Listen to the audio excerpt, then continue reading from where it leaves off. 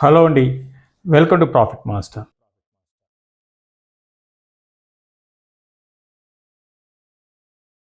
ఇక ఈరోజు మనం ఈ వీడియోలో లాస్ట్ 3 నెలలుగా మనము కొన్ని స్టాక్స్ని కొన్ని కంపెనీస్ని ఎనలైజ్ చేయడం జరిగింది. ఇవన్నీ కూడా ఏంటి అంటే ఒక ఇన్వెస్ట్మెంట్ పరంగా లాంగ్ టర్మ్కి ఫండమెంటల్స్ బాగున్నాయని మాట్లాడుకోవడం జరిగింది. సో వాటి రివ్యూ అనేది ఈ వీడియోలో మనం చేసుకుందాం. ఎందుకంటే లాస్ట్ వీడియో కింద దానికంటే కొన్ని వీడియోస్ కింద కొంతమంది ఏంటంటే గతంలో మనం మాట్లాడుకున్న స్టాక్స్ మీద ఒక రివ్యూ ఇవ్వండి, సో దట్ అదేంటంటే మనం కొన్ని కిందకు వచ్చాయి కాబట్టి కొంత యాడ్ చేసుకోవడానికి ఉపయోగపడుతుంది. లేదా ఏమన్నా ఎగ్జిట్ కావాలన్నా కూడా ఏదన్నా అంటే మనం చెప్పిన వాటిలో రిజల్ట్ బాగా రాలేక ఏదైనా ఎగ్జిట్ కావాలనుకుంటే ఎగ్జిట్ అవుతాం అన్నట్టుగా చెప్పారు. సో అందుకని ఏంటంటే ఈ రివ్యూ అనమాట. కాబట్టి ఎక్కువ స్టాక్స్ ఉన్నాయి కాబట్టి మనం డీటెయిల్గా వెళ్ళాము, ఫాస్ట్గా మనం మాట్లాడుకుందాం. సో దానికంటే ముందు ఇంకొక 2 అంశాలు, యాజ్ యూజువల్ నిఫ్టీ ఎలా ఉంటుంది, మార్కెట్స్ ఎలా ఉంటాయి అనే అంశాలు, అదేవిధంగా ప్రైమ్ మినిస్టర్ గారి మనం మాటలు ఏవైతే చెప్పడం జరిగిందో, అటు గోల్డ్ కొనొద్దు, అదేవిధంగా అవసరమైతే బయటికి వెళ్ళండి, అదేవిధంగా ఇంటర్నేషనల్ పరంగా ట్రావెల్ చేయొద్దు, ఇటువంటి అంశాలు కూడా మనం మాట్లాడుకుందాం. సో ముందుగా ఫస్ట్ నిఫ్టీ పరంగా లాస్ట్ వీడియోకి ఈ వీడియోకి మనం చూస్తే నిఫ్టీ దగ్గరగా 1000 పాయింట్స్ అనమాట కరెక్ట్ అయింది. 24,400 దాకా వెళ్ళి నిఫ్టీ ఇప్పుడు 23,400కి వచ్చింది. దగ్గరగా 1000 పాయింట్స్ కరెక్ట్ అయింది. సో ఓవరాల్గా గ్లోబల్గా ఎటువంటి భారీ మార్పులు రాలేదు, మళ్ళీ మన మార్కెట్సే బాగా కరెక్ట్ అయినాయి అన్నమాట. సో క్రూడ్ ఆయిల్ అయితే ఇంకా అదే మొన్న 94 దాకా వచ్చింది, 90 దాకా వచ్చింది, $90 దాకా వచ్చింది, మళ్ళీ పెరగడం చూసాము. క్రూడ్ ఆయిల్లో ఎటువంటి మార్పు లేదు. సో మనం పదే చెప్తూ ఉంటాము, మనకి క్రూడ్ ఆయిల్ క్రాష్ కావాలి, దీంతోపాటు గ్లోబల్గా కమాడిటీస్ బాగా పెరిగున్నాయి, సో అవి పడాలి. సో రీసెంట్గా యుఎస్లో నిన్న వచ్చిన మీరు ఇన్ఫ్లేషన్ కానీ చూస్తే ఇన్ఫ్లేషన్ బాగా పెరిగిపోయింది. యుఎస్ అని కాదు, అన్ని దేశాల ఇన్ఫ్లేషన్ అనేది పెరుగుతున్నాయి. సో మన ఇన్ఫ్లేషన్ కూడా ఇక్కడ నుంచి నెక్స్ట్ ఒక 6 నెలలు కంటిన్యూస్గా పెరిగే అవకాశాలు ఉన్నాయి. ఇది ఓవరాల్గా. సో ఓవరాల్గా నిఫ్టీ పరంగా చూసుకుంటే నేను అనుకోవడము 23,200 నుంచి 24,400 అంటే ఒక 1,200 పాయింట్స్ రేంజ్లో నెక్స్ట్ ఒక 1 మంత్ ఇదే రేంజ్లో కొనసాగే అవకాశాలు ఉన్నాయి. ఇక ప్రైమ్ మినిస్టర్ గారి మనం మాటలు చూద్దాం. అంటే ఏంటి అంటే మీరు గోల్డ్ కొనొద్దు, ఎందుకు, గోల్డ్ అనేది మనం ఇంపోర్ట్ చేసుకుంటాము, అదేవిధంగా బయటికి అవసరం ఉంటేనే వెళ్ళండి, ఎందుకు అంటే మనం అటు కారులో వెళ్ళినా 2 వీలర్లో వెళ్ళినా ఏమవుతుంది, ఆయిల్ మనం పెట్రోలో డీజిల్లో వాడతాం కాబట్టి అది వాడకం తగ్గిపోతుంది. సో ఇవన్నీ ఎందుకు అంటే బ్రీఫ్గా వెళ్ళిపోదాం డీటెయిల్గా కాకుండా. సో ఇవన్నీ ఏంటి అంటే మన ఇండియన్ ఆర్థిక పరిస్థితి అన్నిటికన్నా అన్ని ఎకానమీస్ కన్నా బాగుంది. కాకపోతే ఇక్కడ ఏంటి అంటే ఈ క్రూడ్ ఆయిల్ సడన్గా పెరిగేటప్పటికీ మనం బాగా ఇంపోర్ట్ చేసుకుంటాం. ప్లస్ ఈ మధ్యకాలంలో కన్జంప్షన్ మన ఇండియాలో అన్ని కన్జంప్షన్స్ పెరిగిపోయినాయి. క్రూడ్ ఆయిల్ కన్జంప్షన్ అనేది ఇంకా పెరిగిపోయింది. సో ఈ విధంగా మనం రేట్ ఎక్కువ పెట్టి కొన్నా కూడా ఏమవుతుందంటే రూపీ అనేది మరింత వీక్ అయిపోయి అది ఇండియన్ గ్రోత్ మీద బాగా ఎఫెక్ట్ అయ్యే అవకాశాలు ఉంటాయి. ఏదైనా కూడా ఎప్పుడు కూడా మనం ఎంత ఇంపోర్ట్ చేసుకుంటే, ఇదని కాదు క్రూడ్ ఆయిల్ అని కాదు, ఎక్కువ ఇంపోర్ట్ చేసుకుంటే అంత కంట్రీ అనేది వెనక్కి వెళ్ళే అవకాశాలు ఉంటాయి.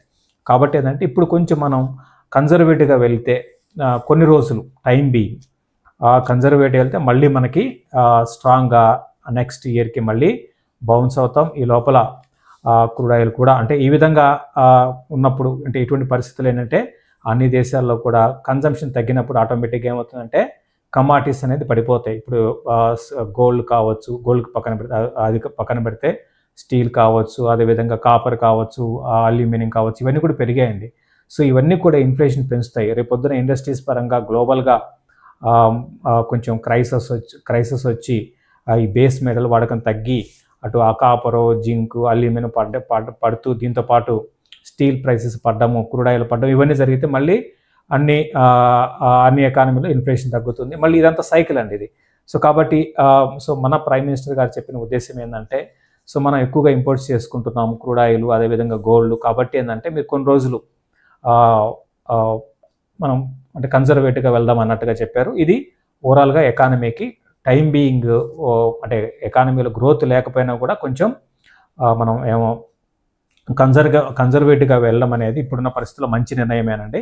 ప్రతి ఒక్కరు కూడా ఈ విధంగా చేస్తే కొన్ని రోజుల వరకు చేస్తే కొంచెం మనకి ఇంపోర్ట్స్ భారం తగ్గుతుంది. అదనమాట మెయిన్ ఉద్దేశము. ఒక ఓవరాల్గా అది పక్కన పెడితే ఓవరాల్గా మళ్ళీ ఇది మనకి ఒక ఆపర్చునిటీగా తీసుకొని మనకి కోవిడ్ తర్వాత మనము ఏంటి అంటే చైనా ప్లేస్ని మనం కొంతమేర ఆక్రమించాము అటు బిజినెస్ పరంగా. సో ఇప్పుడు ఇదేంటంటే ఇది ఇంకొక మన లెసన్ అనమాట. సో జియోపొలిటికల్ని మనం ఎటు చేంజ్ చేయలేము.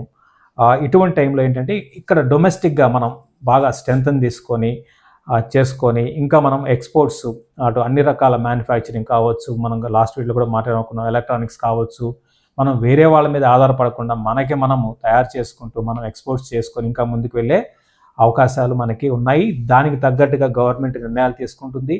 దానికి తగ్గట్టుగా చాలా చేంజెస్ రాబోతున్నాయి, వస్తాయి కూడా. ఫర్ ఎగ్జాంపుల్ ఆల్టర్నేట్ ఎనర్జీని మనం ఎంకరేజ్ చేసి రేపొద్దున కంప్లీట్గా ఈవీకి సబ్సిడీస్ కల్పించింది అనుకోండి, ఎలక్ట్రిక్ వెహికల్స్కి డైనమిక్స్ మారిపోతాయి. మనం క్రూడ్ ఆయిల్ తగ్గుతుంది మన వాడకము. సో డొమెస్టిక్గా చాలా కంపెనీస్ ఈవీ మీద ఆధారపడ్డ కంపెనీస్ అన్నీ బాగా ముందుకు వెళ్తాయి. సో ఇటువంటి నిర్ణయాలు గవర్నమెంట్ నెక్స్ట్ 5-6 నెలల్లో తీసుకునే అవకాశాలు ఉన్నాయి. గేమ్ చేంజ్ అనమాట.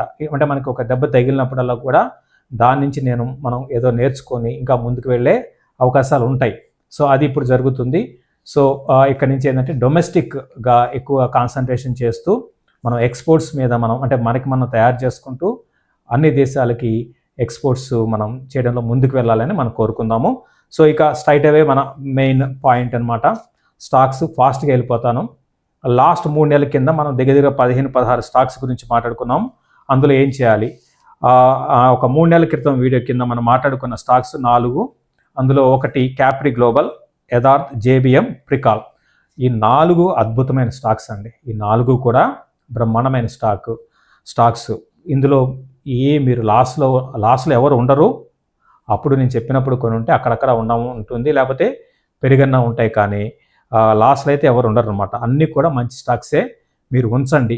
వీటిలో ఇంకా యాడ్ చేసుకోవాలి అంటే క్యాప్రీ గ్లోబల్ని, చిన్న కంపెనీనే కానీ ఇది ఇంకా ముందుకు వెళ్ళే అవకాశాలు ఉన్నాయి. యథార్థని చేసుకోవచ్చు, క్యాప్రీ గ్లోబల్ని చేసుకోవచ్చు, తర్వాత జేబిఎం ఆటో, ఇది కూడా అసలు 4 ఇంకా డైమండ్స్ అని చెప్పొచ్చు, ఏవైనా చెప్పొచ్చు అండి. కాబట్టి 4 కూడా మీరు కంటిన్యూ చేసుకోవచ్చు లాంగ్ టర్మ్కి. తర్వాత ఇంకొక వీడియోలో చాలా ఎక్కువ చెప్పాం, SBI, PNB, TBO Tek, ITC Hotels, HEG, KVB, Natco Pharma. ఇందులో ఎస్బీఐ, పిఎన్బి అయితే ప్రస్తుతానికి మనం చెప్పిన లెవెల్స్ నుంచి కొంచెం కిందకు వచ్చాయి. ఐటీసీ హోటల్స్ అయితే అక్కడే ఉంది, హెచ్ఈజీ కూడా బాగానే ఉంది, కేవీబీ కూడా బాగానే ఉంది, నాట్కో కూడా నాట్కో అయితే బాగా పెరిగింది. టీబీఓ టెక్ ఒక దశలో 1300 దాకా వెళ్ళిందనమాట. ఇది కూడా మనం చెప్పిన లెవెల్స్ కన్నా పైనే ఉంది. ఓన్లీ ఎస్బీఐ అండ్ పిఎన్బి మాత్రం కొంచెం కింద ఉన్నాయి. అయితే ఇప్పుడు చెప్పిన అన్ని స్టాక్స్లో ఎస్బీఐ, పిఎన్బి మాత్రం ఇమ్మీడియట్గా భారీగా పెరిగే అవకాశాలు లేవు. ఎందుకంటే డొమెస్టిక్ గ్రోత్ అనేది క్లియర్గా ఇప్పుడున్న పరిస్థితుల్లో తగ్గే అవకాశాలు ఉన్నాయి. కొంచెం బ్యాంక్స్ కొంచెం వెనక్కి రావచ్చు, బట్ లాంగ్ టర్మ్కి ఎస్బీఐ, పిఎన్బిని మీరు ఉంచండి. రీసెంట్ రిజల్ట్స్లో కూడా అంత గ్రోత్ అనేది నమోదు కాలేదు. సో మిగతా రిమైనింగ్ టీబీఓ, ఐటీసీ హోటల్స్ స్లోగా ఉంటుంది. ITC Hotels, HEG, KVB, Natco, వీటిలో హెచ్ఈజీని యాడ్ చేసుకోండి, కేవీబీని ఇంకా యాడ్ చేసుకోండి. రీసెంట్గా కరెక్షన్ చూసాము. నాట్కో అయితే అద్భుతము, ఇంకా చెప్పాల్సిన అవసరం లేదు. మనం విజయవాడ ఇన్వెస్టర్స్ మీట్లో నాట్కోని కేస్ స్టడీ కింద చెప్పడం జరిగింది. అక్కడి నుంచి ఇది 26% పెరిగిందండి. 26% పెరిగింది. ఇట్లా ప్రతి ఇన్వెస్టర్స్ మీట్లో కొన్ని స్టాక్స్ని తీసుకొని కంప్లీట్ డీటెయిల్ అనాలిసిస్ చేస్తాం అన్నమాట. కాబట్టి ప్రతి ఒక్కరు కూడా ఇన్వెస్టర్స్ మీట్కి అటెండ్ కావడానికి ప్రయత్నం చేయండి. సో రెగ్యులర్ కాకుండా పీఈలు ఇవన్నీ కాకుండా మనం ఏంటి అంటే ఇప్పుడున్న మార్పులు ఇప్పుడు చాలా ఫాస్ట్గా గేమ్ చేంజింగ్, ఇంకోటి అందుకే మనం గేమ్ చేంజర్ ఇన్వెస్టర్స్ మీట్ అని పెట్టాము. సో ఒక చేంజ్ కాబోతుంది. మన ఇండియాలో కొత్త కంపెనీస్ మీద ఫోకస్ చేయబోతున్నాం. ఈ ఇన్వెస్టర్స్ మీట్లో కొత్త సెక్టార్స్, కొత్త కంపెనీస్ అనమాట. ఫర్ ఎగ్జాంపుల్ ఈవీలో ఒక భారీ మార్పులు రాబోతున్నాయండి. ఈవీలో భారీ మార్పులు రాబోతున్నాయి. ఇటువంటి అంశాలు అనమాట. తర్వాత డొమెస్టిక్ మ్యానుఫ్యాక్చరింగ్ కంపెనీస్ కూడా మంచి అవకాశాలు మనకి ఇక్కడ నుంచి ఉన్నాయి. ఇవన్నీ కూడా ఈసారి ఇన్వెస్టర్స్ మీట్ హైదరాబాద్లో మనం 17th నిర్వహించబోతున్నాం. అది కూడా ఎక్కడంటే టీ హబ్ అనమాట. ఎక్కడైతే మనం స్టార్టప్ కంపెనీస్కి పుట్టిన ఇల్లు అని చెప్పొచ్చు టీ హబ్ అనేది. అక్కడ ఈ బిజినెస్ మోడల్స్, బిజినెస్ ఐడియాస్ గురించి మాట్లాడుకుంటాం. ప్రతి ఒక్కరు కూడా హాజరు కాండి. సో ఇది ఇంకా ఇంకొక వీడియోలో 85 రూపీస్ స్టాక్, చిన్న స్టాక్ అయినా కానీ గట్టి స్టాక్ అని చెప్పాము. అది ఏంటి అంటే కేఎంసి స్పెషాలిటీ హాస్పిటల్స్. ఇది ఒకరు చెప్పారు, మీరు ఎందుకు అప్పుడు 80-82 ఉండేది, ఎందుకు మీరు చెప్తున్నారు పిఈ ఎక్కువ ఉంది కదా. ఒక పిఈ కాదండి, ఎప్పుడు కూడా మార్కెట్స్ ఏంటి అంటే ఫ్యూచర్ని డిస్కౌంట్ చేస్తాయి. తర్వాత బిజినెస్ మోడల్ ఏంటి, business model sustain business model అనమాట. కాబట్టి బిజినెస్ మోడల్లో ఎటువంటి ప్రాబ్లం లేదు. తర్వాత ఎక్స్పెన్సివ్ అయినా సరే, ఇప్పుడు లాస్ట్ క్వార్టర్ రిజల్ట్స్ మీరు చూడండి, ఇంకా ఈ క్వార్టర్ రాలేదు. అలా 2-3 క్వార్టర్లు వస్తే ఆటోమేటిక్గా పిఈ తగ్గిపోతుంది కదా. సో ఏదైనప్పుడు కూడా ఫ్యూచర్ అయితే బాగుంది. ఇప్పుడు 95-96కి వెళ్ళి 92 దగ్గర ఉంది. మనం చెప్పిన దగ్గర నుంచి కూడా ఒక 15% పెరిగిందనమాట. ఇటువంటి స్టాక్స్, చిన్న స్టాక్స్ అయినా కూడా మీకు చింతలేని stocks. Plus business model important అండి. బిజినెస్ మోడల్ మళ్ళీ చెప్తున్నాను, మనకి చాలా ఇంపార్టెంట్ అనమాట. ఇక లేటెస్ట్ వీడియో కింద మనం చెప్పింది Dixon technologies and ME photovoltaic company గురించి మనం మాట్లాడుకున్నాం. రెండు కూడా బాగున్నాయి. మార్కెట్లు పడినా కూడా ఎంఈ ఫోటోవోల్టిక్ అనేది మనం చెప్పిన రేటు కన్నా ఒక ₹5-10 పైనే ఉంది. తర్వాత డెక్సన్ టెక్నాలజీ పడింది. తర్వాత ఈరోజు మళ్ళీ రిజల్ట్స్ తర్వాత మళ్ళీ పెరగడం చూసాము. సో రిజల్ట్స్ ఎక్స్పెక్ట్ చేసిందే, రిజల్ట్స్ బాగా రావని లాస్ట్ వీడియోలో కూడా చెప్పాము డెక్సన్ టెక్నాలజీస్కి. కాకపోతే మళ్ళీ ఇప్పుడు పరిణామాలు ఏవైతే ఉన్నాయో, మళ్ళీ డొమెస్టిక్ మీద లోకల్ బిజినెస్ని ఎంకరేజ్ చేసే ఉద్దేశంతో గవర్నమెంట్, నాకు తెలిసి అంటే నా పర్సనల్ వ్యూ అనమాట, నెక్స్ట్ ఒక 2-3 నెలల్లో చాలా భారీ మార్పులు పాలసీస్ పరంగా తీసుకొచ్చే అవకాశాలు ఉంటాయి. కాబట్టి అది జరిగితే డిక్సన్కి పాజిటివ్ అన్స్. ప్లస్ డిక్సన్ బిజినెస్ మోడల్లో మార్పులు కూడా తీసుకొచ్చింది. దీని ఫలితం చూడాలంటే అట్లీస్ట్ మనకి 3 క్వార్టర్లు టైం పడుతుంది. కాబట్టి ఇవన్నీ కూడా మంచి కంపెనీసే. ఇప్పుడు చెప్పిన వాటిలో ఇమీడియట్గా పెద్దగా పెరగవు. ఎస్బీఐ, పిఎన్బి లాంటివి పెద్దగా పెరగవు. అదేవిధంగా కొంచెం ఈ ట్రావెల్ మీద ఆధారపడ్డ కంపెనీస్, టీబీఓ కానివ్వండి, అంటే హాస్పిటాలిటీ, టీబీఓ, ఐటీసీ, ఈ రెండు కూడా పెద్దగా పెరగకపోవచ్చు. కాకపోతే కొన్ని స్టాక్స్ మనం చెప్పిన వాటిలో హెచ్ఈజీ ఒకటి, మొన్న రిజల్ట్స్ ప్రాఫిట్స్ తగ్గాయి, బట్ అద్భుతమైన కంపెనీ అండి. ఎందుకు ఏంటి అనేది మీకు మనం ఇన్వెస్టర్స్ మీట్లో మాట్లాడుకుందాం. చాలా ఈ గ్రాఫైట్ రిలేటెడ్ స్టాక్స్కి ఇక్కడ నుంచి మంచి గ్రోత్ ఉండే అవకాశాలు ఉన్నాయన్నమాట. So over by and large ఇప్పుడు చెప్పుకున్న స్టాక్స్ అన్నీ కూడా ఈ 15 1-2 మినహాయిస్తే మిగతా అన్నీ కూడా మనం చెప్పిన లెవెల్స్లో ఉన్నాయి. అన్నీ కూడా మంచి స్టాక్సే. ఇటువంటి స్టాక్స్లో మీరు పోర్ట్ఫోలియో చేసుకుంటే, మీరు ఆల్రెడీ చూశారు మార్కెట్లు పడుతున్నా కూడా మనవి ఎంత స్ట్రాంగ్ ఉన్నాయి. మార్కెట్లు కొంచెం ఆగితే చాలు మన స్టాక్స్ ముందుకు వెళ్తున్నాయి. ఇది ఈ వీడియో. మళ్ళీ ఇంకొక వీడియోలో మనం కలుద్దాం. థ్యాంక్ యూ అండి.